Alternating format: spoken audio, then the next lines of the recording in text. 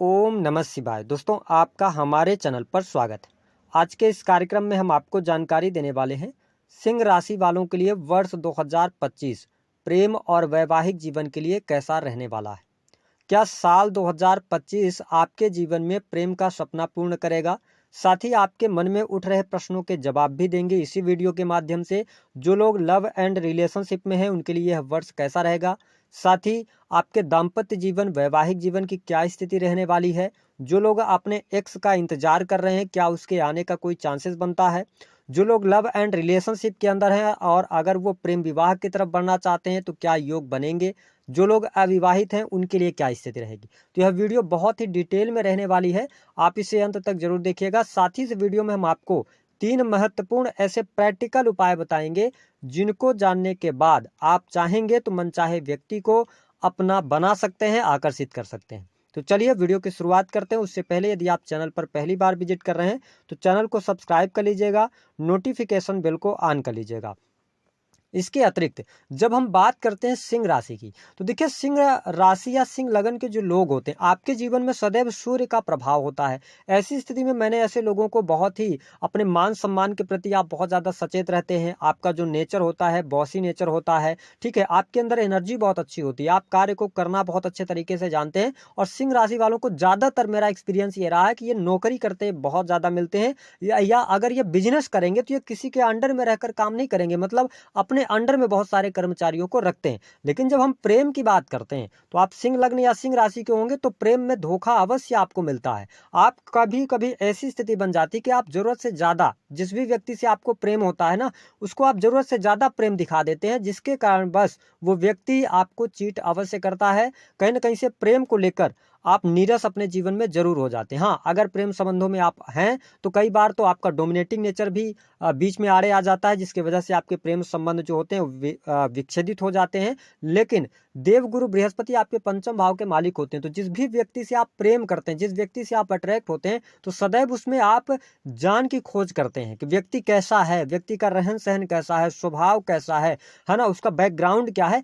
ऐसा मैंने देखा है सिंह लग्न और सिंह राशि वालों को। लेकिन जब वैवाहिक जीवन की बात करते हैं तो सामान्य तौर पर सिंह राशि वालों का वैवाहिक जीवन बहुत अच्छा मैंने नहीं पाया है अपने एक्सपीरियंस में। लेकिन आज हम बात करेंगे वर्ष 2025 आपके लिए प्रेम और वैवाहिक जीवन के लिए कैसा रहने वाला है। तो देखिए सिंह राशि वालों, सबसे पहले हम बात करेंगे कि आपके सप्तम स्थान से, जो कि सप्तम स्थान के मालिक बनते हैं शनिदेव, 29 मार्च 2025 तक 7वें भाव से गोचर करेंगे। राहु आपके अष्टम भाव में बने रहने वाले हैं, हालांकि 18 मई के बाद इनका ट्रांजिट होगा। अब देखें कि आपके लिए साल की शुरुआत विशेष तौर पर यदि देखा जाए तो वैवाहिक जीवन के लिहाज से अगर देखें तो उतार चढ़ाव वाला रहेगा, क्योंकि साल की शुरुआत से ही शनि का जो मूवमेंट है वह आपके अष्टम भाव की तरफ शनि जा रहे हैं। ऐसी स्थिति में जीवन साथी के साथ में मनमुटाव होना, कहीं न कहीं से एक दूसरे के बीच में गलतफहमी पैदा होना, जीवन साथी की हेल्थ को लेकर समस्याएं आपके सामने निकल कर आ सकती हैं। तो साल की शुरुआत बहुत अच्छी नहीं कही जा सकती। अगर देखा जाए तो विशेष तौर पर 21 जनवरी 2025 तक, 21 जनवरी के बाद मंगल की स्थिति आपके लिए चेंज होगी और मार्स आपके 11th हाउस में आ जाएंगे भाग्य स्थान के स्वामी होकर। तो यह टाइम 2 अप्रैल तक का आपके लिए अच्छा रहेगा, दाम्पत्य जीवन की स्थिति बेहतर रहने वाली है। लेकिन 29 मार्च को जब सैटर्न ट्रांजिट करेंगे और 2 अप्रैल के बाद पुनः एक बार नीचस्थ हो जाएंगे मंगल देव, फिर स्थितियां आपके लिए गड़बड़ हो सकती हैं। यानी कि अप्रैल और मई का महीना आपके दाम्पत्य जीवन में विच्छेदात्मक स्थिति बना सकता है, यानी डाइवोर्स की भी स्थिति बनेगी। उसका रीजन समझ लीजिए कि जैसे ही शनि सप्तम स्थान से अष्टम भाव की तरफ जाएंगे 29 मार्च को, और 29 मार्च से लेकर 18 मई तक शनि और राहु की युति बनने जा रही है, जिसके परिणाम स्वरूप थर्ड पर्सन के हस्तक्षेप के कारण या एक्स्ट्रा मैरिटल अफेयर के कारण, मार्ग से भटकने के कारण कहीं ना कहीं से आपके मैरिटल लाइफ में प्रॉब्लम ज़्यादा आने वाली है, या ससुराल पक्ष के लोगों के द्वारा। तो यहाँ पर ये जो टाइम है 2 अप्रैल 2025 से लेकर और 18 मई 2025 तक, इस पे थोड़ा सा सावधानी आपको ज़्यादा रखनी है, अथवा जीवन साथी के हेल्थ पर प्रॉब्लम आएगी। अब यहाँ तक की तो बात हो गई, लेकिन आपके लिए 29 मार्च के बाद शनि की ढैया शुरू हो रही है और सप्तम भाव का स्वामी जब 8वें भाव में जाता है तो कहीं ना कहीं से जीवन साथी के स्वास्थ्य को कमजोर करता है। लेकिन आपके लिए शुभता वाली बात यह रहेगी कि जैसे ही 18 मई को राहु आपके 7th हाउस में आएंगे। देखिए 7th भाव में राहु का गोचर बहुत अच्छा नहीं माना जाता, लेकिन 14 मई को देवगुरु बृहस्पति का राशि परिवर्तन हो चुका होगा और बृहस्पति आपके 11th हाउस में जाएंगे, जहां से नवम दृष्टि से आपके 7th स्थान को देखेंगे। तो देखिए 7th स्थान को देखेंगे तो मैं आपको स्पष्ट कर दूं, आप सिंह लग्न या सिंह राशि के जातक या जातिका हैं तो 18 मई 2025 से लेकर और यदि देखा जाए तो अक्टूबर 2025 तक दाम्पत्य जीवन में काफी हद तक आप शुभता प्राप्त कर सकते हैं। यहां तक कि डाइवोर्स की भी स्थितियां बन रही होंगी तो भी देवगुरु बृहस्पति के आशीर्वाद से चीजों को आप बचा ले जाएंगे। लेकिन इस वर्ष के अंदर आपको लॉयल रहने की आवश्यकता रहेगी अगर आप सिंह लग्न या सिंह राशि वाले हैं। साथ ही आपके पार्टनर को भी लॉयल रहना होगा, क्योंकि जब गुरु राहु को देखते हैं, देखिए राहु गुरु का जो जब युति होती है अथवा दृष्टि युति होती है तो इसको इनडायरेक्टली वे में अगर देखा जाए तो चांडाल योग का भी निर्माण हो रहा है। तो यहाँ पर थोड़ा सा आपके लिए मई से लेकर 18 मई से लेकर ठीक है, लेकिन एक टाइम आएगा जिसपे आपको सबसे ज्यादा सावधानी रखनी है, वह है 18 अक्टूबर से लेकर और 4 दिसंबर का टाइम फ्रेम। इस टाइम फ्रेम के दौरान कहीं ना कहीं से मैरिटल लाइफ में ज्यादा प्रॉब्लम आ सकती है। तो ओवरऑल अगर देखा जाए तो देखिए शनि की ढैया का प्रारंभ हो रहा है और शनि का मूवमेंट जो है वह अष्टम भाव की तरफ है, राहु 7th हाउस की तरफ गोचर कर रहे हैं। तो मैं इस वर्ष को आपके दाम्पत्य जीवन के लिहाज से बहुत अच्छा नहीं देख रहा हूं। इस वर्ष में अपने एग्रेशन को आपको कंट्रोल करना पड़ेगा। हाँ, आपके लिए खुशखबरी है, 2025 में आपका करियर बहुत अच्छा रहेगा, करियर में लाभ भी प्राप्त करेंगे, कुछ आपकी इच्छा पूर्ति होगी, साथ ही प्रमोशन मिलेंगे। लेकिन निजी जीवन में प्रॉब्लमेटिक साल यह रहने वाला है आपके लिए। जब हम प्रेम संबंधों की बात करते हैं तो जनवरी, फरवरी और मार्च का महीना प्रेम संबंध के लिहाज से बहुत ही शानदार रहने वाला है। आप अगर किसी व्यक्ति से मन ही मन प्रेम करते हैं तो आप उनको बता सकते हैं, उनसे आप कह सकते हैं। हाँ, जनवरी से लेकर और मार्च 2025 तक चीजें बहुत बढ़िया रहेंगी। अगर आप पहले से रिलेशनशिप के अंदर हैं तो भी परिस्थितियां आपके लिए बहुत बढ़िया रहने वाली हैं और आप अपने पार्टनर को लेकर एनर्जेटिक भी रहेंगे, आप अपनी एनर्जी भी लगाएंगे, क्योंकि मार्स पंचम भाव को देख रहे होंगे तो आप एग्रेसिव भी हो सकते हैं, ठीक है, पार्टनर को लेकर, लेकिन उसके प्रोटेक्टिव भी रहेंगे। लेकिन उसके बाद देखिए जो अच्छा टाइम रहेगा प्रेम संबंधों के लिहाज से वो आपके लिए 18 मई से लेकर और 18 अक्टूबर 2025 तक रहेगा। इस टाइम फ्रेम के दौरान प्रेम संबंधों में किसी भी प्रकार की दिक्कत नहीं आएगी, जो भी गिले शिकवे थे वह भी दूर होंगे, है ना। क्या इस वर्ष में कोई विच्छेदात्मक स्थिति बनती है जो लोग लव एंड रिलेशनशिप में, ऐसी स्थिति नहीं बन रही है। थोड़ा आप एग्रेशन गुस्से पर कंट्रोल करेंगे तो चीजें आपके लिए बेहतर रहेंगी। लेकिन आपके लिए आप अगर अपने एक्स की वापसी का इंतजार कर रहे हैं तो आपके लिए 18 मई से टाइम शुरू हो जाएगा, जहां से आपके एक्स की वापसी हो सकती है। आपका अगर संबंध विच्छेद हो गया था तो एक बार पुनः से रिश्ते को संजोने का प्रयास करेंगे तो उसमें आपको 18 मई से लेकर और 18 अक्टूबर के मध्य में सफलता प्राप्त हो जाएगी। साथ ही इस समय अवधि के दौरान प्रेम जीवन का आप भरपूर आनंद लेंगे, घूमने फिरने का भी कार्यक्रम बनाएंगे, पार्टनर के साथ में क्वालिटी टाइम स्पेंड करेंगे।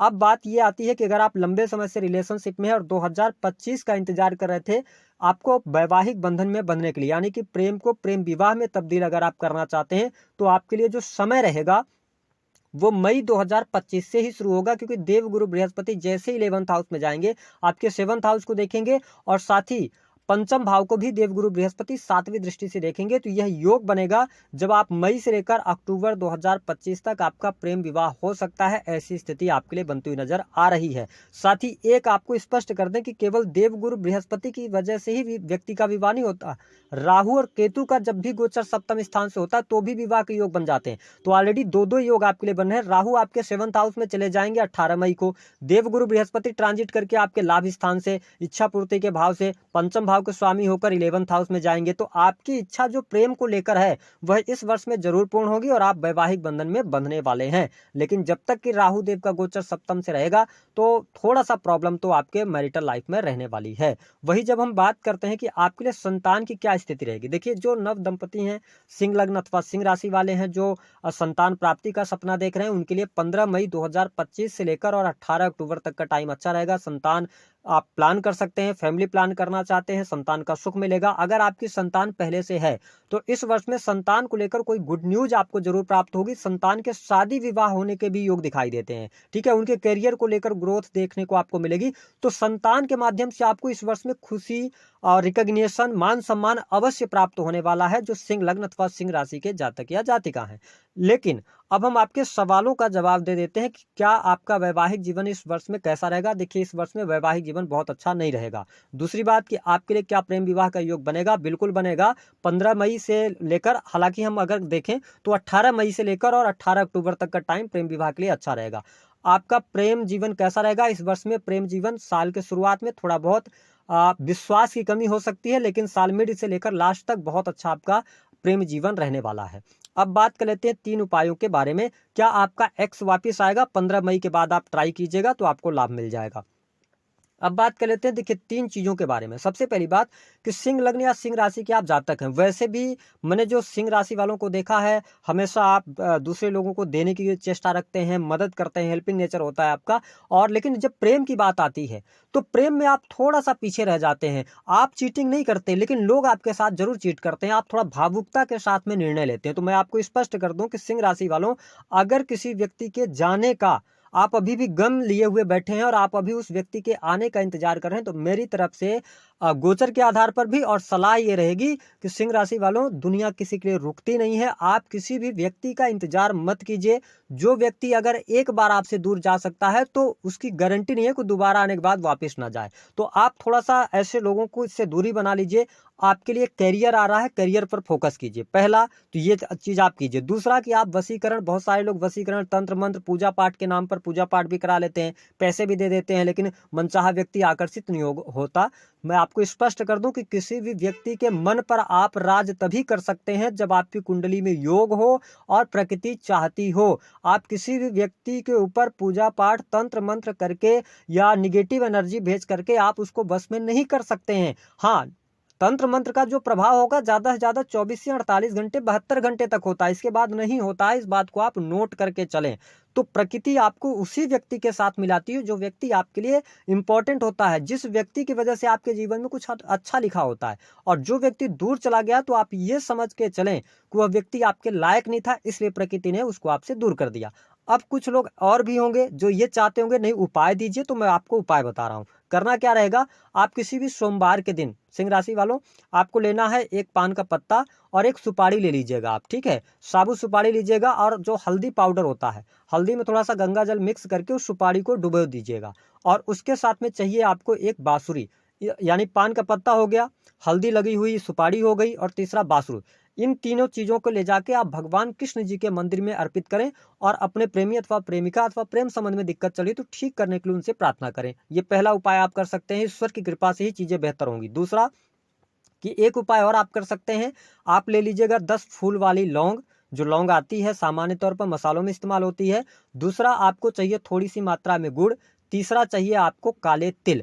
इन तीनों सामग्रियों को आप ले जाइए शनिवार को शाम के समय 5 बजे के बाद, दिन ढलने के बाद, है ना। तो आप लेके जाइए और किसी भी पीपल के वृक्ष के नीचे इसको रख दीजिए। अपने प्रेमी अथवा प्रेमिका को याद कीजिए, या आपके दाम्पत्य जीवन में समस्या चल रही तो दाम्पत्य जीवन के लिए भी कर सकते हैं आप उपाय, है ना। अपने प्रेमी अथवा प्रेमिका को याद कीजिए या अपने जीवन साथी को याद कीजिए और वहीं पर 10 मिनट बैठकर ये सोचिए कि आपके दाम्पत्य जीवन या प्रेम जीवन में सब कुछ अच्छा हो गया है, ईश्वर की कृपा आपको प्राप्त हो गई है। इसके साथ भगवान विष्णु से आराधना करें कि आपके दाम्पत्य जीवन को अच्छा करें, या भगवान शिव की आराधना आप उनको याद करते हुए और अपनी इच्छा व्यक्त कर सकते हैं। उसके बाद वहां से आप एक पीपल का पत्ता तोड़ लीजिए, उसको आप अपने घर ले आइए और शाम के समय गंगा जल से धुलकर उस पीपल के पत्ते पर रोली पाउडर से स्वास्तिक बनाइए मिक्स करके, है ना, पेस्ट बना करके, और उस पर एक साइड में स्वास्तिक बना दीजिए। ऊपर अपने प्रेमी अथवा प्रेमिका का नाम या जीवन साथी का नाम, नीचे अपना नाम लिखकर, और साथ ही पीछे साइड में काजल से अपने प्रेमी अथवा प्रेमिका का नाम लिख दीजिए अथवा जीवन साथी का नाम लिखिए। और उस पत्ते को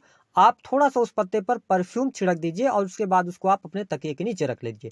इस उपाय को आप कर लीजिएगा। अगर आपकी कुंडली में योग होगा तो उपाय काम करेगा और आपके दाम्पत्य जीवन में भी शुभता आएगी और प्रेम जीवन में भी शुभता आएगी। लेकिन अगर आप प्रकृति से छेड़छाड़ करके किसी व्यक्ति को जबरदस्ती अर्जित करना चाहते हैं, ऐसा संभव